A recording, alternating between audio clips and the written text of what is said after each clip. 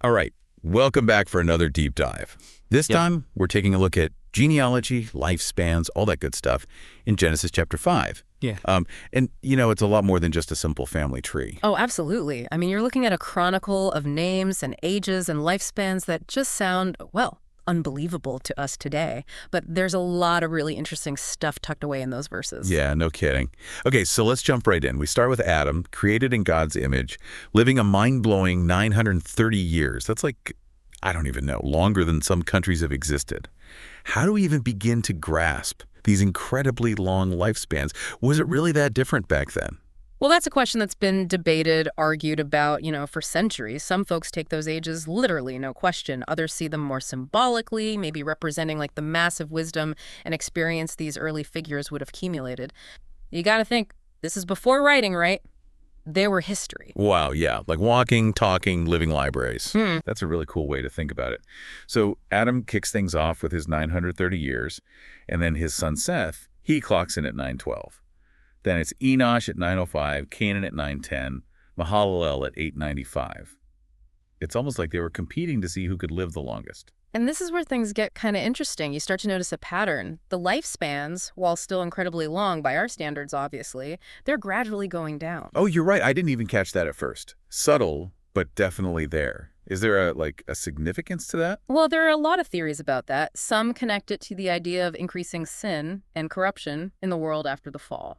So as humanity moves further away from that initial state of perfection, the lifespans, they kind of mirror that downward trend. That makes you think, huh. So it's not just some random thing, but a reflection of what's happening in the world. Yeah, exactly. Like the text is subtly hinting at these consequences of humanity's choices. And then you get to Jared, who throws a wrench in the whole thing by living a whopping 962 years. Almost like he's saying, nope, not going anywhere anytime soon. Right. It's like defying the trend. Like he wanted to make sure everyone knew he wasn't messing around. But then we get to Enoch. He only lived to be 365. I mean, that's still a pretty good run by today's standards, but compared to his ancestors, he's practically a newborn. The really interesting thing is, he doesn't die the way the others do. The text says, he walked with God and he was not, for God took him. Okay, yeah, now things get really interesting. What's going on there? Did God just, beam him up? Well, Enoch's story, it's been a source of fascination, debate for, well, forever. It suggests a level of closeness with God that we don't really see with anyone else in this chapter. Some people take it literally, he was physically taken to heaven. Others see it more symbolically, like a representation of a life lived so close to God that he, bypassed death somehow. So it's not just about how long you live, but how you lived, right? Oh, yeah. Quality over quantity. Exactly. Enoch's story really makes us think about what it means to walk with God, to live in a way that reflects his purpose. Yeah. It really puts things in perspective, doesn't it? Makes you think about what's really important in life. But moving on, we get to Methuselah. He's the champion of long life in this chapter, 969 years. I can't even wrap my head around that much time. What would it even be like to witness that much history? Well, Methuselah's age, it's always been one of those things that really gets people thinking. I mean, what did these crazy long lifespans really mean? Like, beyond just the number of years. It's true. You have to wonder, was the pace of life different back then? Did time even feel the same to them? Did they age slower or something? Yeah, that's fascinating to think about. Some scholars, they believe that these extended lifespans, maybe they symbolize like a world that wasn't messed up by all the decay, the hardship that came after the fall, Imagine a world where people have centuries to learn and grow and develop wisdom. It's like a totally different picture of human existence. It's almost like they had a front row seat to creation itself. They could watch the natural world, the cycles of life and death, in a way we can only dream of. Right, and think about how that would affect their understanding of God. I mean, they'd have generations to reflect on his power, his creativity, his presence in everything. Wow, that's powerful. It's like their relationship with God was shaped by this vastness of their own experiences. But okay, so after Methuselah, we come to Lamech. And he has this son, Noah, ark guy. And Lamech says something kind of cryptic about him. He says, "This one will comfort us concerning our work and the toil of our hands because of the ground which the Lord has cursed." Sounds like a bit of foreshadowing, right? Oh, absolutely. I mean, Lamech's words, they're a pretty clear sign that Noah's going to be a big deal in the story. Remember, we're talking post-fall here, so humanity is dealing with the consequences, right?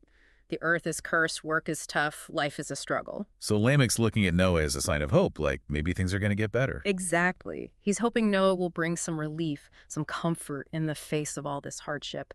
And of course, we know Noah goes on to build the ark, survive the flood, and basically repopulate the earth. He's the bridge between the old world and the new. Wow, talk about pressure. It's like he's carrying the weight of humanity's future on his shoulders. But it's also a testament to Noah's faith, his obedience. He trusted God, followed his instructions, even when, it didn't make sense, even when everyone thought he was crazy. I mean, can you imagine trying to get your neighbors to help you build a giant boat in the middle of nowhere? Right. It's a great point. It really highlights this tension between, faith and reason. Sometimes you got to trust in something bigger than yourself, even if you don't get it. And that's a theme that we see over and over in the Bible. It's about surrendering to God's will, even when it doesn't fit with our own ideas or expectations. But hold on a second. The chapter doesn't actually talk about the flood, does it? It just kind of ends with Noah. He's 500 years old at this point, young compared to his ancestors, and he has his sons, Shem, Ham, and Japheth. You're right. Genesis 5, it's like the setup, the prequel. It introduces the main players and then leaves you hanging, wanting to know what happens next. It's like the writer knew exactly how to keep you hooked. Like, hey, if you want to know what happens to Noah and his sons, keep reading. That's what's so cool about this chapter. It's not just a list of names and ages. It's a story. It pulls you in, makes you want to explore more. It asks questions, sparks your curiosity, and ultimately, it points toward this bigger story that's about to unfold. So we've gone through this incredible family tree. We've seen these crazy long lifespans, and we've got these hints about this huge event, the flood, that's coming up. What can we even, take away from all this? What does it mean for us today, Well, if we kind of zoom out and look at the big picture, Genesis 5 is like this bridge, between the creation of humanity and then this huge flood.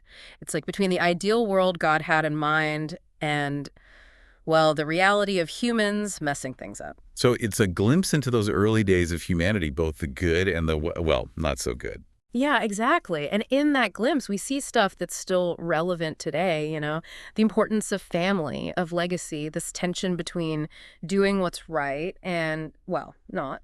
The fact that our choices have consequences, but also this idea of hope and second chances. Okay, but how does that apply to us? I mean, we're not living for 900 years. We're not building arcs.